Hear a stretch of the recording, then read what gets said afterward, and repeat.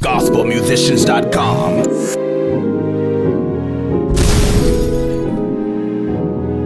Hey, this is Gospel Musicians coming at you. This is Jamal Hartwell, and I'm at my friend Eric Medina's house, and we got some toys for you, man. I'm not going to touch this stuff. I'm not going to mess it up. But basically, let me give you a little history about what's going on. Alright, so the new iPad just came out, right? And so all of my friends who play on Sunday church service, you know, we gig. Well, we don't call it a gig, it's worship service, but for terms, we know we're worshiping the Lord. But to gig out or to play every single Sunday, we're always trying to figure out ways to enhance the worship service, okay? We're always trying to figure out ways, how can I play my backing tracks? How can I use different components? So me and all my friends, we've been saying, okay, is the iPad ready for this next stage of playing backing tracks, playing loops, playing even VST sounds or whatever? So my dude, he's the gadget king. He finally got an iPad 2. So he got an iPad 2 and he got GarageBand. So I'm going to show you some interesting stuff to show you what the future is. Now I'm just going to sum it up to you. We're not there yet with the iPad 2, but we're getting darn close, okay? So come on in a little closer here.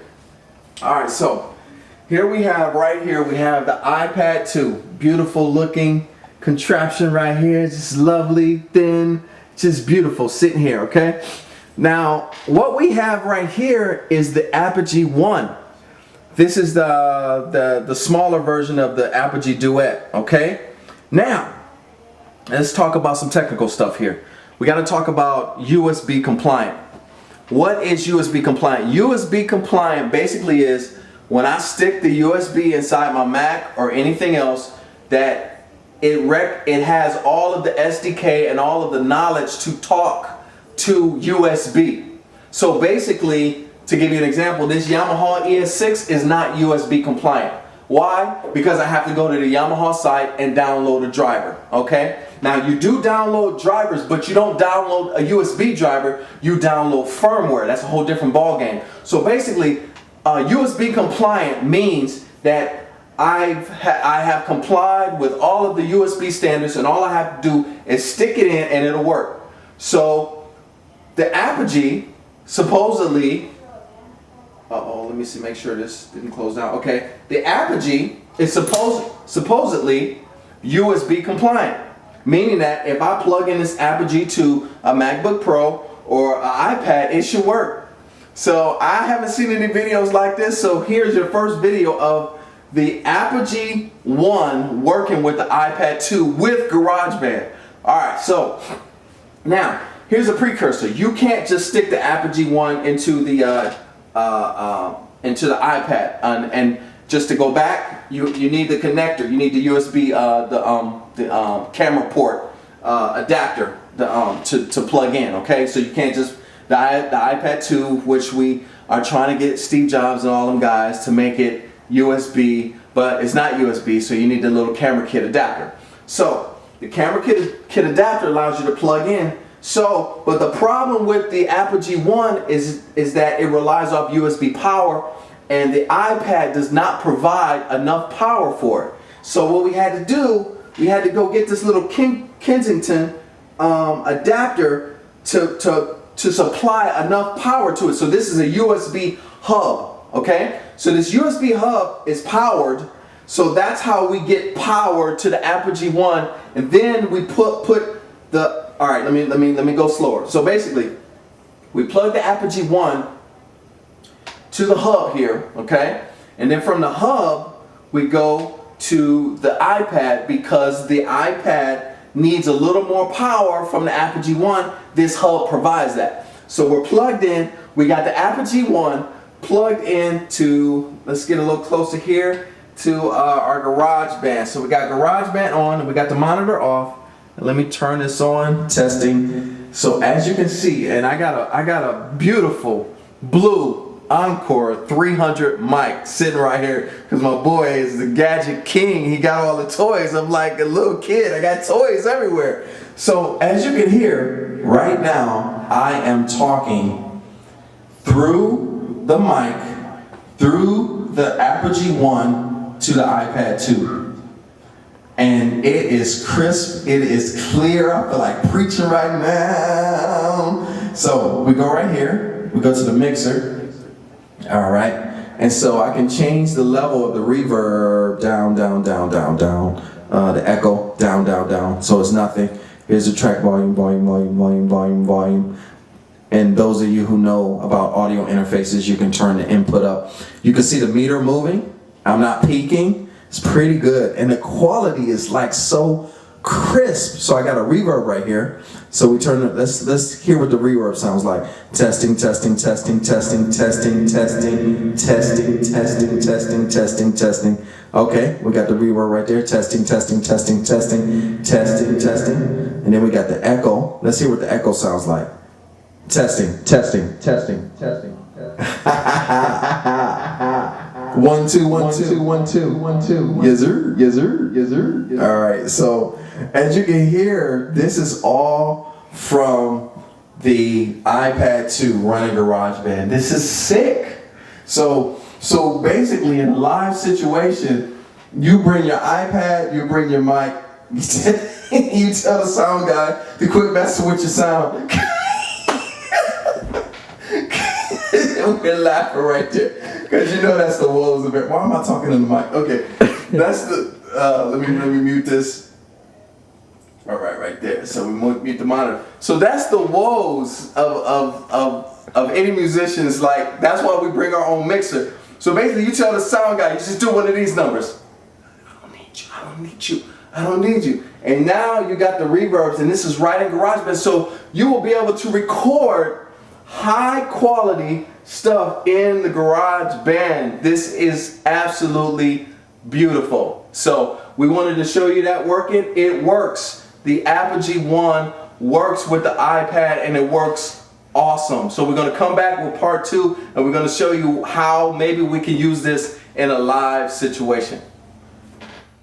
One thing. All right, let's turn this back on. Let's turn the monitor. Testing, testing. I forgot to tell you, this is a condenser mic that requires 48 power. Why am I talking? This requires 48 volts of power. So if you zoom in here, you see the little red right here. This is the 48 volt, the power. So the Apogee One is actually, from this power source, is actually, you actually get 48 volts of phantom power, which is awesome. That's what's powering it. That's why it sounds so crisp and look at the S, it's just, it's not even EQ. This is just straight. There's no EQ at all. It's just going straight to the iPad, right to the speaker. So this is 48 volts phantom power as well, running from the Apogee One right through the new GarageBand with the iPad 2. Awesome, crazy.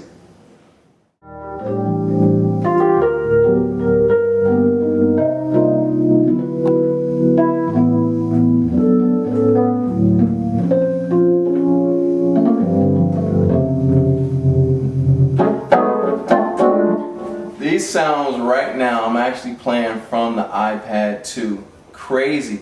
Alright, so we talked about the USB compliant, right? So the big question all the musicians have been asking ever since the iPad came out, can it accept MIDI? Because I mean, no offense to, you know, everybody at Apple and stuff, but if you're anywhere close to anywhere of a musician, you're not going to be playing drums on your fingers on the iPad. I'm sorry. You're not going to be playing keys with the little thing. I mean, if you're a musician, you're not going to do that. If you're a musician, I'll probably laugh if you do that. I mean, so real musicians, we will not ever do that. So the big question amongst musicians is, does the iPad accept MIDI? The answer is yes. So we have this Axiom Pro right here, all right? There's a website you go to, iosmidi.com.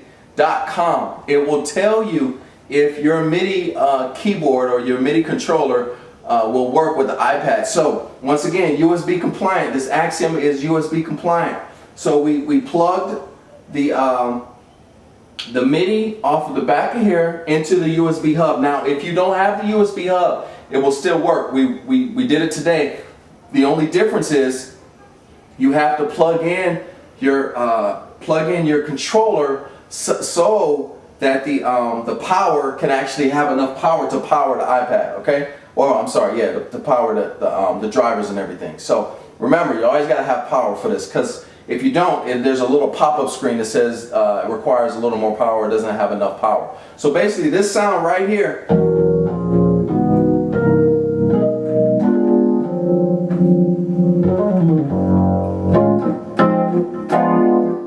it's a sound that I'm playing right from the iPad 2, right from MIDI. So the big question to you musicians, does MIDI work on the iPad 2? Yes. Can you conceivably play the sounds off the iPad 2 live? The answer is yes, it works. Alright, so come a little closer. I'm going to choose some of the sounds. Alright, this Rhodes is pretty fat, alright? They got a, I hit the here, they got a whirly here that sounds.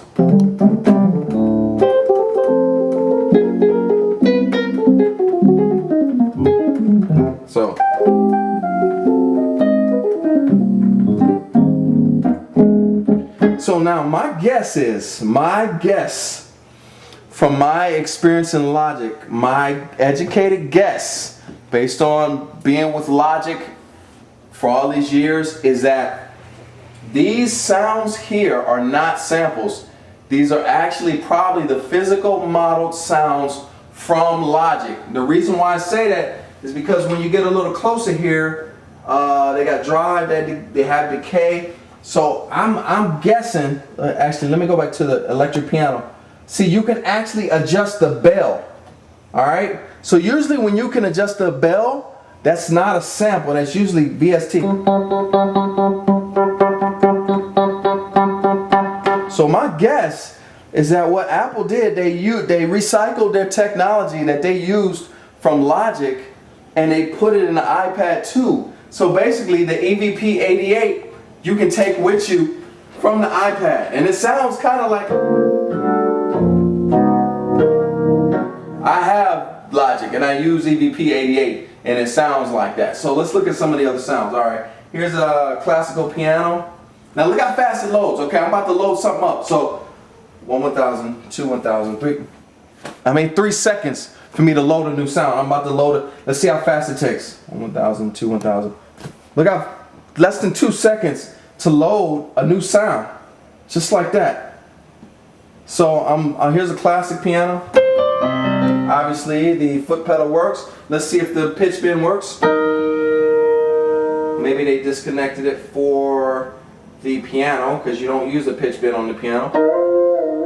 And there you go. Pitch bend works. All right, let's go back to this classic piano. So.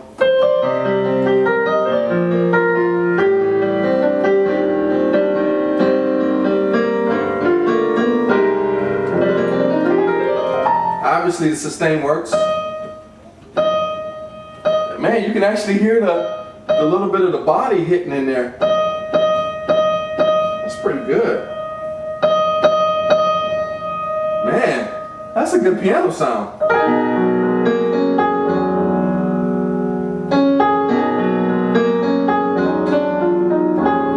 Alright, let's choose some of the other sounds here. Alright, here's an organ, soul organ, which is cool. Let me turn this down. Whoa, what's that?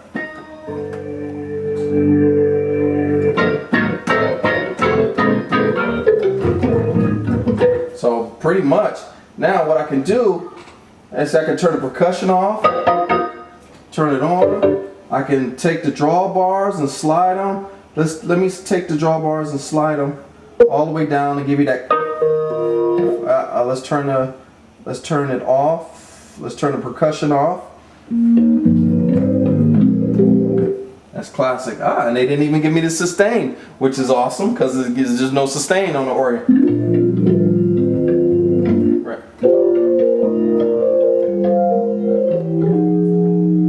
Let me see. Now this does not flip the tremolo. You actually have to flip it here.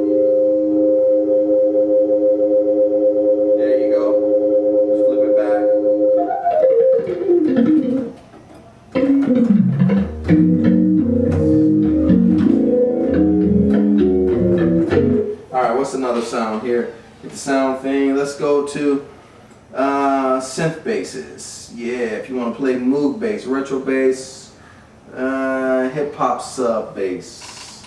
Go. Oh, whoa, I want to blow my man's speakers. Alright. Man! That's hot.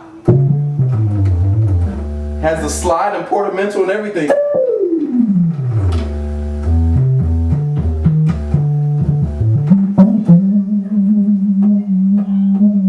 Oh, it does. Okay, the modulation does work on certain sounds. I would never use that because that's too, it's supposed to, so.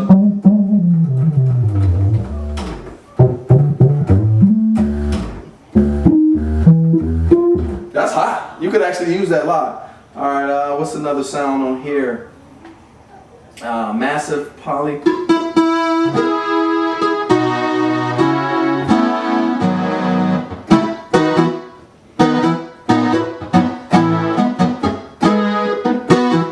So it's like a 4-note polyphony. What else? Hip hop. We got we got some more sounds. I didn't know I could flip back and find some more sounds.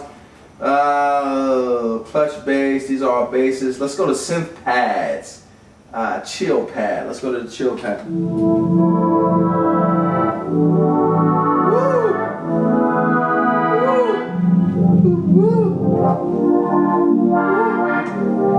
Retro.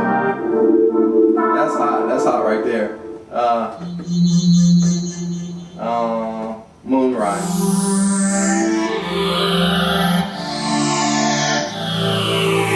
Now remind you, these are all the sounds I'm playing on the iPad 2 with GarageBand from MIDI. Alright, let's see what else. Satellite keys. Didn't I just use that sound? Let me get something else. So my guess is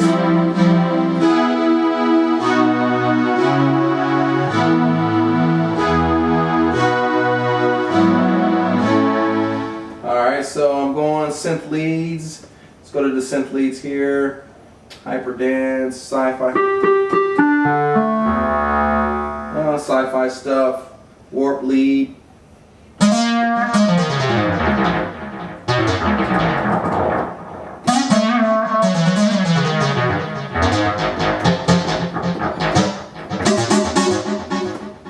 Nice echo.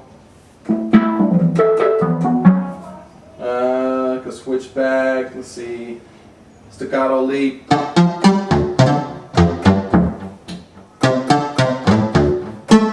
Good stuff. Let's go to, they got effects, synth classics.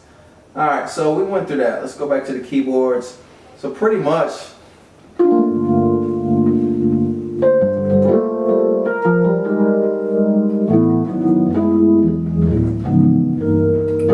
so, you can play this stuff live, man. You can play some of the synths live. Some of the synths were okay, but the thing is, we're getting to a whole nother level. Now, the whole question is, okay, backing tracks. Come a little closer. All right, let me see if we can get to my songs. All right, let's go to my songs. All right, so, now, this is the cool thing, playing backing tracks live, all right? So here we go. So here's a demo with the iPad. All right, so let's close this down.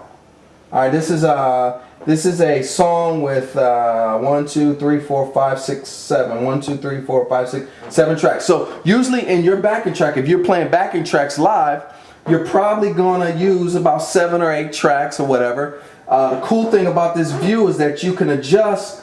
So say, all right, so you go on the sound check, right? You got your whole concert up. You don't want to take your laptop. You want to take your iPad. You want to play the backing tracks. You get to a sound check, and so the drummer's like, man, the drums are too, the click track is too high. You just take your finger, just change the volume on it. So let me just play this.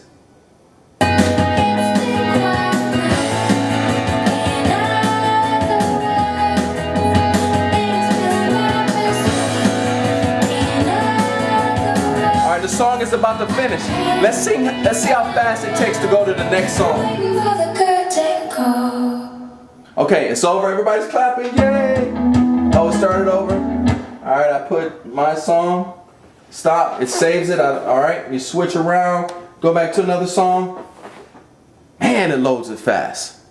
That's fast. Okay, now obviously GarageBand is not set up to play live backing tracks, so it doesn't have the go to the next song, the pause type of thing. But the possibilities to start playing backing tracks live is looking really, really good. So basically, I hope there's a setting that allows me not to loop this thing after the song is over. Let me see.